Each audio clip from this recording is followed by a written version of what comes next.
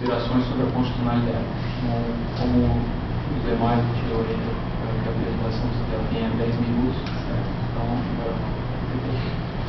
boa tarde aos professores, boa tarde a todos que estão aqui. E como o professor já falou, o meu trabalho, a pesquisa, o artigo, não é uma monografia, um artigo científico, versa sobre isso. O Acordo Brasil-Santa Sé, só estou repetindo o que ele está falando para que vocês visualizem, e o princípio do Estado Laico, considerações sobre a constitucionalidade. Pois bem, deixa eu primeiro explicar isso aqui, o Acordo Brasil-Santa Sé. A maioria das vezes, quando eu vou explicar a alguém o que é que eu vou fazer, as pessoas o quê? Perguntam o quê? Pois bem, o que é que eu posso explicar sobre isso? O Brasil, na sua atividade diplomática, sempre faz tratados internacionais, celebra acordos as mais variadas possíveis, seja para questão de comércio, seção de tecnologia ou causas ambientais. É rotina dos estados, dos sujeitos de direito internacional celebrarem acordos. E nessa sua atividade diplomática, o Brasil celebrou um acordo, que o tratado também pode ser denominado dessa forma, um acordo internacional com a Santa Sé. Até aqui tudo normal, mas aqui o problema está aqui, Santa Sé. Porque tudo bem se o Brasil fizesse um acordo com os Estados Unidos, com a França, com Haiti, ou até com Tahiti, o país que vem para a Copa da Confederação, mas com a Santa Sé tem um probleminha. Porque o Brasil adotou o princípio do Estado laico. O Brasil é laico. Então aqui a gente já vê o problema da pesquisa. Como é que a pesquisa se movimenta?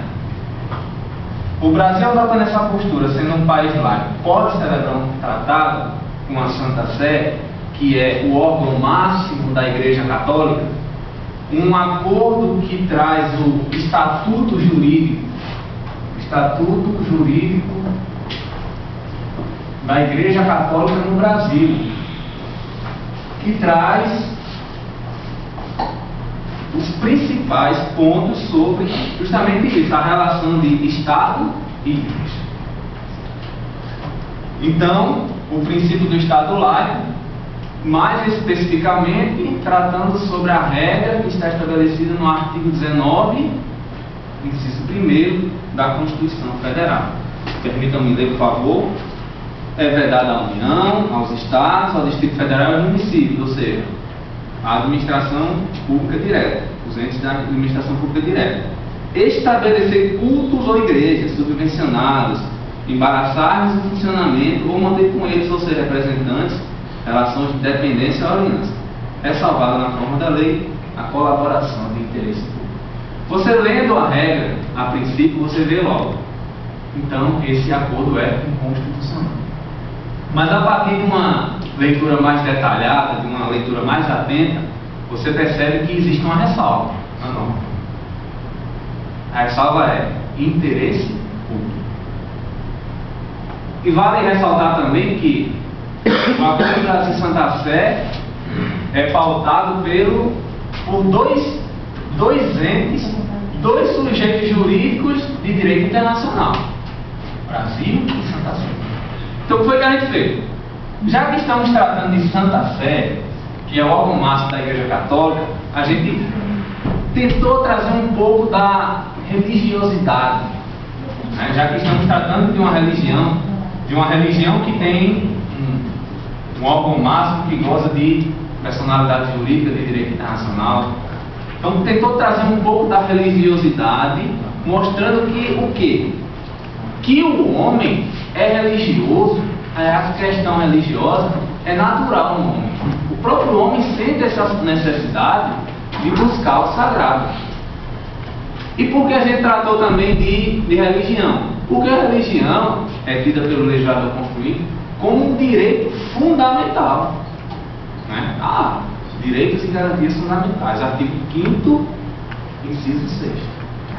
Liberdade religiosa consagrada nesse dispositivo. E religião é tão importante que Durkheim diz o seguinte: quase todas as instituições da sociedade nasceram da religião. Tá vendo? Aí que a gente traz essa importância da religião num primeiro ponto da pesquisa. Abordando também que, a partir dessa importância da religião, vemos na história do Brasil muitas e muitas religiões, não só a Igreja Católica. Teve as religiões de matrizes africanas, né? Teve os evangélicos que chegaram depois, os judeus, enfim, há uma diversidade enorme de religiões no Brasil, como a gente sabe. Vendo essa realidade, a gente vê o quê? Que a Igreja Católica se destacou nesse contexto de diversidade religiosa, por toda a sua história ao longo de 5 séculos de sua presença no Brasil. Então, esse é o segundo ponto que a gente tratou na pesquisa. Por quê? Porque no preâmbulo do acordo diz que ele é motivado pelas relações históricas entre o Brasil e a Santa Sé. E a Igreja Católica, apesar de ser rechaçada, né, de ser tão discutida, de ser tão mal vista hoje em dia, ela deu uma contribuição muito grande ao Brasil, sejamos honestos, né? Com toda a sua história, tudo que ela fez ao longo desses 5 séculos, pesou também na assinatura desse acordo. Então, trouxe essa questão da atuação da Igreja na história do Brasil.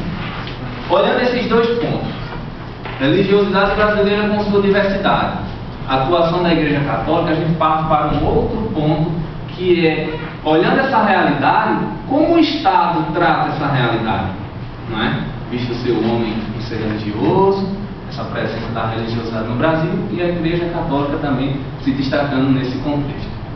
Como é que o Estado trata a religião? O Estado trata a religião, como eu já disse, consagrando a religião como um bem fundamental. Sobretudo, quando ele diz que há a liberdade religiosa no Brasil, como eu dizia para vocês, artigo 5º, inciso 6º, né? É inviolável a liberdade de consciência e de crença, né? Artigo 5º, inciso 6º. É inviolável a liberdade de consciência e de crença, sendo assegurado o exercício dos cultos religiosos e garantida na forma da lei a proteção aos locais de culto e suas liturgias. Então é assim que o Estado trata a religião como um bem jurídico fundamental, como um direito fundamental, consagrando a liberdade religiosa. A pessoa pode ser católica, pode ser evangélica, se amanhã quiser ser judeu, pode ser. Né? Não há uma imposição do Estado para que a pessoa professe determinado credo. Né? Inclusive, consta até a Declaração Universal dos Direitos Humanos. Além disso, a outra visão que o Estado tem da religião é justamente isso aqui: o Estado laico. É um segundo ponto que a gente também tratou nessa questão da parte jurídica da religião, digamos assim. O Estado é laico. Mas só que a maioria das pessoas entende isso aqui como um Estado distante das religiões. Não é assim. Estado laico é o Estado que não tem uma religião oficial. Isso é Estado laico. Ele trabalha para que todas as religiões convivam harmoniosamente. A gente não viu que o Brasil é uma universidade? Não é? Por que isso? Porque antes, essa realidade aqui, Brasil e Igreja, Estado brasileiro, desculpe, era uma realidade só, digamos assim, não é? No regime do padroado, em outras épocas do Brasil, não é? Havia intromissão do poder público na esfera da Igreja, e havia intromissão da Igreja na esfera do poder público, não é? Só que, com o decreto 119A do governo provisório da República, acabou isso aqui. Né? Agora, as outras confissões religiosas têm a sua personalidade jurídica reconhecida, e o Estado, como eu disse, trabalha para que todas convivam harmoniosamente, sem tomar um partido específico. Você sem dizer, a minha igreja é esta. Por que isso existe? Porque antes existia. O Estado dizia, a minha igreja é essa, a Igreja Católica. Né? Constava até nas Constituições. Então o Estado é laico, né? O Estado é laico, tendo em vista que ele não é inimigo das religiões. Esse é o ponto jurídico que a gente tentou traçar no trabalho. Então, partindo para o outro ponto, dando continuidade ao trabalho. Como estamos falando de Santa Sé, que é o órgão que representa a Igreja Católica a nível internacional, a gente trouxe um pouquinho de direito internacional também, tratando do que é um acordo, do que é um tratado, né, para que o leitor pudesse se situar melhor, o que é um tratado, as características deste tratado. Outro ponto interessante na parte do direito internacional, a gente pode dizer assim, a distinção entre Santa Sé, Vaticano e Igreja Católica, que a maioria das pessoas não sabe, e é difícil, até para quem lidar com isso. Santa Sé, eu já disse, é o órgão máximo da Igreja Católica. O Vaticano surgiu em 1929, quando houve aquele Tratado de Latrão. O Vaticano podia, a gente dizer assim, é uma questão mais geográfica, digamos assim. E a Igreja engloba tudo isso. A igreja é mais ampla, né? Então, a gente trouxe mais essa questão de direito internacional, tratando também da diplomacia da Santa Sé.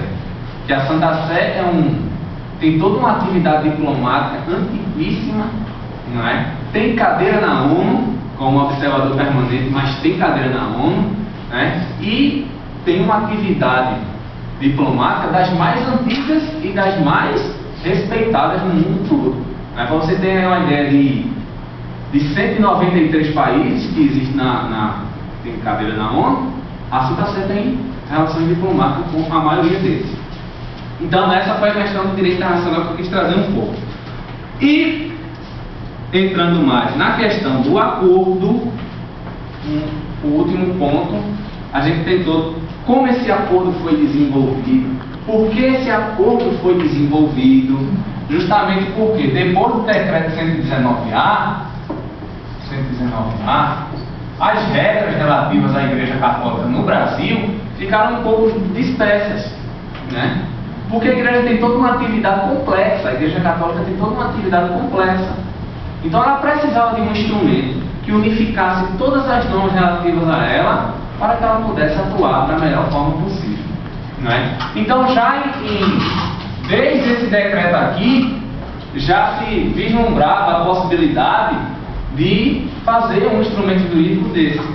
Então em 2006, começou oficialmente as negociações que foram se desenrolando, até que em 2008, em visita oficial ao Vaticano, o presidente Lula assinou esse acordo. Então esse acordo foi assinado, mas vamos ver se ele está de acordo com as normas do direito interno, para que possa valer aqui no território brasileiro, visto que a gente está tratando do Estatuto Jurídico da Igreja Católica no Brasil. Então, analisando a Constituição, no seu artigo 84, que diz que tem que ser assinado pelo presidente, passou, não é? No seu artigo 49, que tem que passar pelo Congresso, passou. Tem que haver a promulgação, foi promulgado através do decreto 7.107, aí passa a ter efeitos jurídicos, mas ainda esbarra na regra do artigo 19, inciso 1º, porque diz que não pode. Mas aí é que está a questão, o problema. É constitucional ou inconstitucional? É um privilégio concedido à Igreja ou, de fato, há uma obediência a esse preceito constitucional? Né? Então, analisando a doutrina de Zé Afonso da Silva, Ives Granda Martins, Gilmar Mendes, Martins Coelho, a gente chega à conclusão de que, de fato, o acordo é constitucional. Por quê? Porque obedece, ele não descumpre essa regra. Na verdade, ele obedece. Por quê? Se a gente for pegar a norma do artigo 19, é vedada a União estabelecer cultos. O acordo não quer estabelecer cultos. Ou igrejas, subvencioná-los, embaraçá-los no funcionamento, ou manter com eles relação de dependência e aliança.